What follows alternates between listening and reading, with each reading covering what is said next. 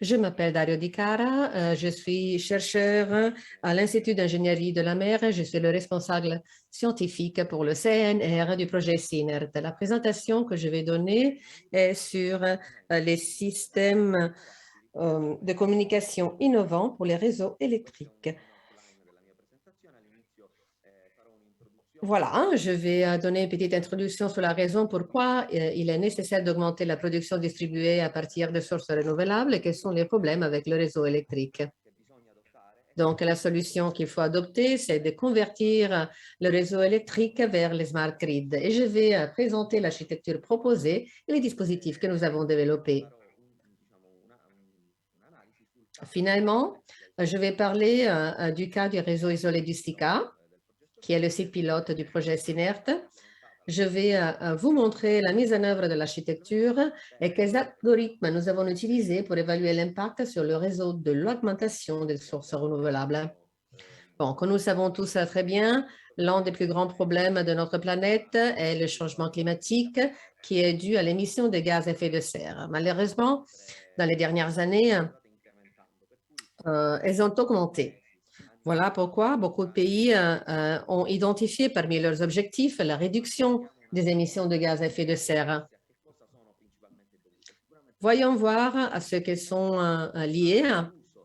73% des gaz à émissions à effet de serre sont dus à l'emploi de l'énergie dans l'industrie et dans les maisons.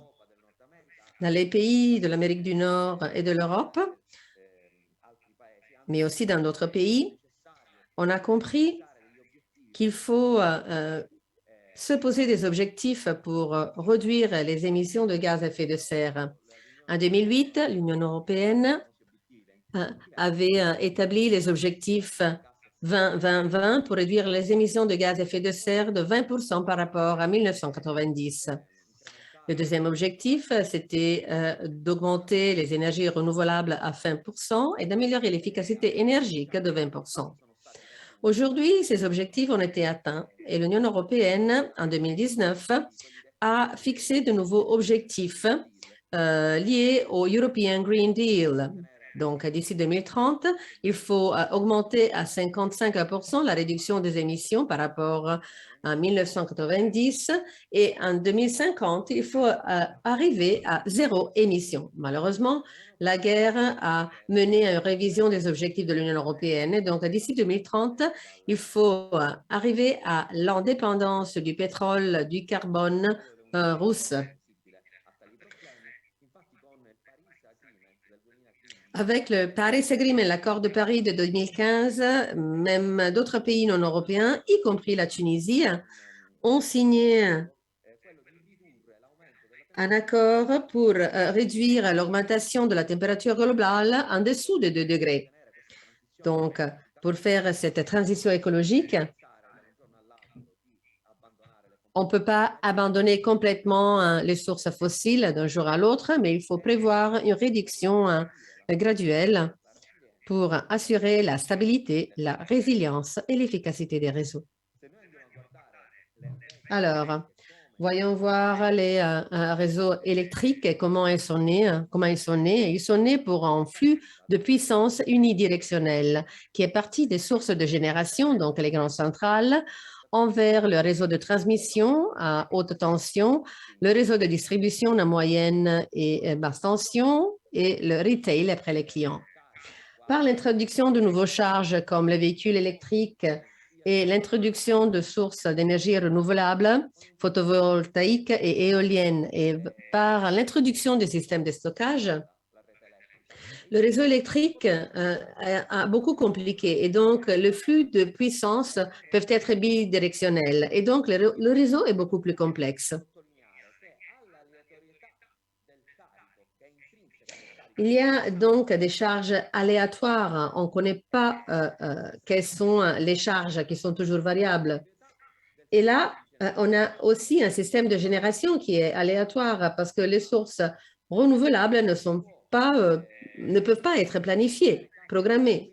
Voilà, donc il peut y avoir des déséquilibres entre sources et charges qui peuvent causer plusieurs problèmes. Par exemple, l'instabilité des réseaux électriques, des variations de tension de fréquence, des problèmes de sécurité d'îlotage, et donc il faut revoir la gestion du réseau pour la transformer en un réseau électrique intelligent, donc un smart grid. Qu'est-ce qu'il faut faire dans la transformation? Il faut introduire de nouveaux systèmes de surveillance distribués, de nouveaux systèmes de communication sur les réseaux à moyenne tension et basse tension et des commandes à distance d'installation. C'est la seule façon pour avoir un équilibre entre les sources et les charges et donc avoir un fonctionnement stable du réseau. Voilà, donc c'est ça le concept de Smart Grid qu'on peut utiliser pour les réseaux isolés et pour les réseaux interconnectés pour garder toujours un équilibre. Et toutes les technologies que nous sommes en train de développer peuvent être appliquées aux réseaux isolés, tant aux réseaux isolés qu'aux réseaux interconnectés. Voilà pourquoi il est important d'avoir un site pilote isolé et un site pilote interconnecté. L'objectif de notre projet, c'est de suggérer des solutions pour intégrer la génération distribuée, pour interagir avec les usagers passifs et pour intégrer les systèmes de stockage de façon intelligente. Voilà donc notre architecture proposée. Donc, si nous partons de la station de génération ou bien de la station à haute tension ou moyenne tension, on va avoir un réseau de distribution et il va y avoir des sous-stations secondaires. Après, on va avoir les réseaux à faible tension, à basse tension. On va donc faire un suivi de toutes les sous-stations secondaires avec un centre de contrôle. Dans cette solution, on va aussi avoir dans une station secondaire quelles sont les composantes et les prototypes. Donc, dans une sous-station secondaire, il y a un transformateur à basse tension et moyenne tension pour faire la surveillance de la puissance. On va installer un Power Analyzer. On va aussi installer un concentrateur pour surveiller les installations connectées. Pour ce faire, ce concentrateur doit communiquer avec un autre élément qui s'appelle PLC Bridge. Le PLC Bridge, c'est un prototype qui va communiquer avec le concentrateur d'un côté et donc le distributeur pour collecter les informations des convertisseurs et d'un côté avec le IED, le IED, qui a aussi des convertisseurs. Après, notre partenaire va en parler davantage. Et après, il va y avoir un signal numérique entre le PLC Bridge et les IPS pour empêcher des phénomènes où on n'a plus d'énergie, donc des ruptures d'énergie. Toutes les sous-stations secondaires seront connectées par un système de communication. Par exemple, sans fil, wireless, mais dans notre projet, on est en train de réfléchir sur une autre solution qui est la solution de communication Powerline sur la moyenne tension. Et sur cela, il va y avoir une autre présentation par professeur Artale. Voilà donc les prototypes qui ont été développés dans le projet. Le premier prototype est le concentrateur. Son objectif, c'est de regrouper les informations de plusieurs établissements photovoltaïques, installations photovoltaïques. Là, vous en avez un, mais sur le réseau électrique de basse tension, il peut y en avoir plusieurs. Donc, le concentrateur interagit avec le DSO, donc le gestionnaire du réseau électrique, et d'autre côté avec les générateurs distribués pour les impliquer dans le maintien d'un équilibre entre les sources et les charges. Donc, le gestionnaire de l'énergie peut envoyer des signaux par le réseau pour faire changer la puissance ou bien la puissance accumulée dans les batteries et donc garder un équilibre dans le réseau. Ce prototype a été développé par le CNR en collaboration avec Unifarm et avec le partenaire Wire Electronics. Pour ce qui est du hardware, il va y avoir un modulateur 8500 et un Raspberry et une interface sur le DSO. Sur cette interface, il y a deux types d'interfaces différentes, API et la deuxième, Modbus TCP, qui est plutôt industrialisé. Voyons voir le deuxième prototype. Le prototype de bridge de communication qui est connecté près du générateur distribué, qui interagit avec le concentrateur parce qu'il communique avec plusieurs éléments. Donc, il communique avec le concentrateur et donc le gestionnaire de l'énergie avec les dispositifs d'interface par un protocole qui a développé avec AIR pour faire changer la puissance active, réactive, générée et accumulée. Et par des commandes numériques, on peut aussi donner d'autres commandes. Voilà, on a utilisé un modulateur OFDM et un protocole PRIM. Les résultats de ces produits ont déjà fait l'objet de publications internationales et vous allez voir aussi les titres des publications ici dans les diapos. Voyons voir l'interface graphique du concentrateur qui a été développé par nous.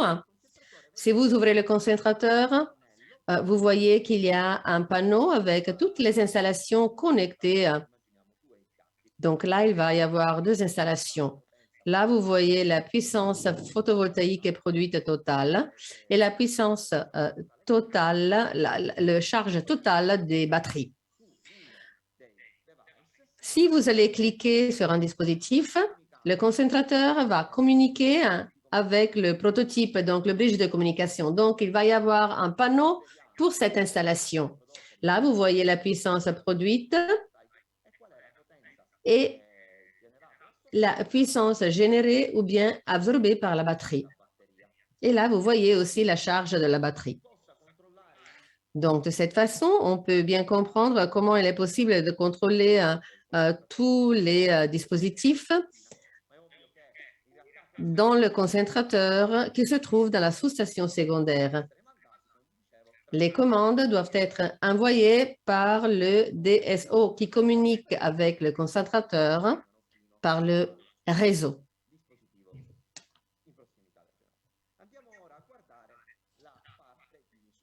Voyons voir maintenant les mesures. Voilà l'architecture à faible coût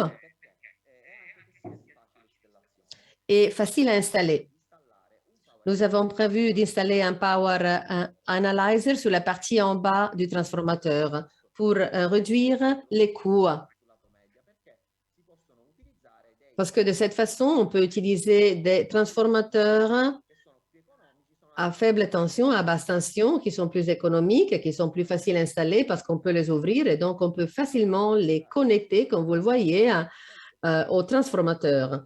Voilà, vous avez un exemple de l'installation dans une sous-station secondaire à Ustica. Là, vous avez les transformateurs. Et à Ustica, nous avons installé un réseau de communication HyperLAN qui nous permet de communiquer avec le centre de contrôle de l'État.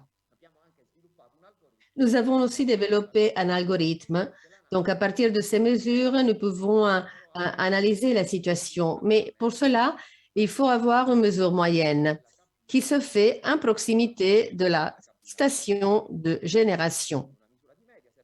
Donc, il faut avoir une mesure de tension. Nous avons aussi installé la partie courant pour contrôler et mesurer l'algorithme. Voilà, donc ça, c'est une image du STICA. Cette architecture a déjà été mise en œuvre au STICA. Maintenant, on est en train de développer les algorithmes et l'architecture est développée pour les deux lignes de moyenne tension. Nous avons installé un outil de mesure pour chaque sous-station secondaire et un outil pour chaque station de génération. La même architecture développée pour Usica est à la base de l'échange technologique fait avec le partenaire tunisien. Même en Tunisie, on va installer la même chose en bas du transformateur avec plusieurs stations. Il va y avoir un dispositif IED pour communiquer avec les convertisseurs de puissance. Le SCADA va communiquer avec le IED et peut varier la puissance produite ou bien peut varier la puissance donnée au système ou bien accumulée dans le système sur la batterie. Voyons voir ce que nous avons fait sur le réseau d'Usica. À Usica, on est parti de la topologie des lignes du réseau. Donc, nous avons collecté toutes les données des lignes, des transformateurs. Imaginez-vous, ça c'est chacune est une sous-station secondaire. Donc, nous avons collecté toutes les données des transformateurs et des lignes et nous avons digitalisé le réseau. Nous avons donc obtenu un jumeau digital, disons, du réseau. Et nous avons utilisé un algorithme de calcul qui va collecter les mesures et va calculer les flux de charge à partir de mesures réelles.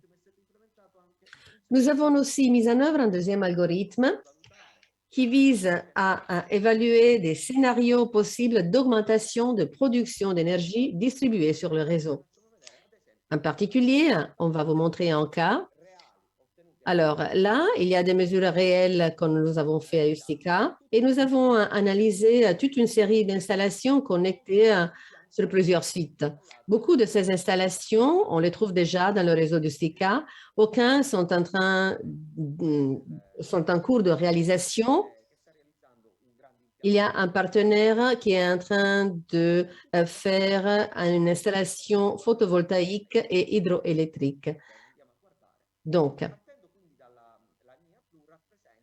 la ligne en bleu, vous voyez la charge des deux lignes de moyenne tension,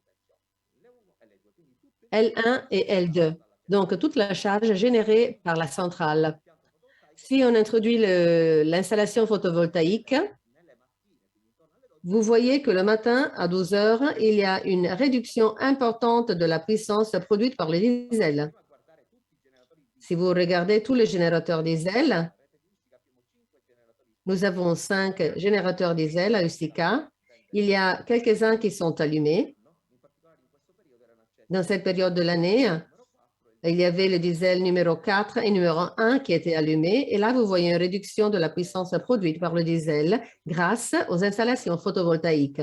Nous avons calculé qu'il y a une réduction de presque 30% au niveau de kilos diesel consommés par mois et des kilos de CO2 par mois. Grâce à ces installations,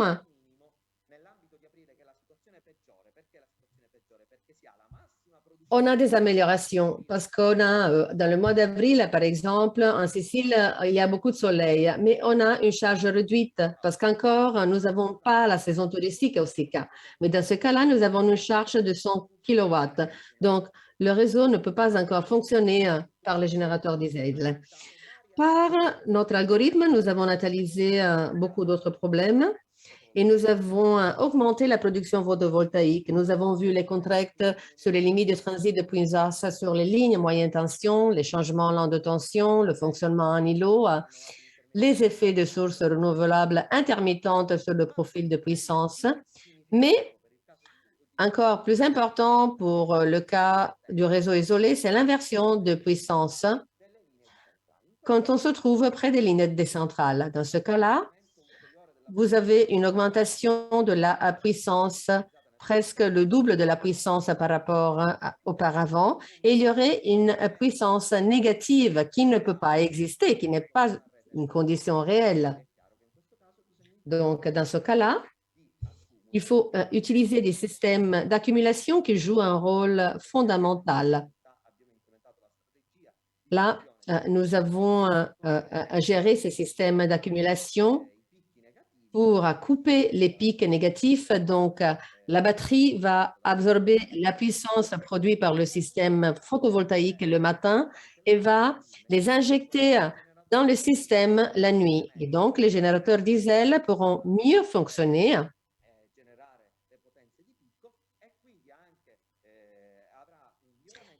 Et donc, il va y avoir une amélioration sur l'efficacité des générateurs diesel et donc sur les émissions de gaz à effet de serre. Pour conclure, il est clair que pour avoir une augmentation durable de la production d'énergie à partir de sources renouvelables, il faut mettre en œuvre des solutions de surveillance et de contrôle à distance ou bien de faire évoluer le réseau vers un smart grid. Nous avons vu que les solutions développées au sein du projet en termes de dispositifs innovants que d'architecture de mesure, de logiciels et d'algorithmes développés. Et enfin, nous avons montré que l'architecture proposée est adaptée aux sites pilotes du STICA et aux sites pilotes de Tunis. Dans le cas du STICA, nous avons montré que les algorithmes nous permettent de mettre en œuvre le suivi des flux et de gestion des systèmes de production et de stockage pour favoriser l'augmentation maximale de la production à partir de sources renouvelables. Et pour terminer, je veux remercier l'Impresa Elettrica d'Anna et Borgana Corsi, qui est le gestionnaire de l'énergie du réseau électrique du STICA, avec qui nous avons travaillé. Et je veux aussi remercier le partenaire SOPES, qui est la société qui est en train de gérer le désalinisateur, qui n'est pas seulement un consommateur, mais qui est en train de devenir peu à peu un prosommateur, donc un producteur et un consommateur en même temps. Et merci beaucoup de votre attention et la parole à Daniela pour la prochaine présentation.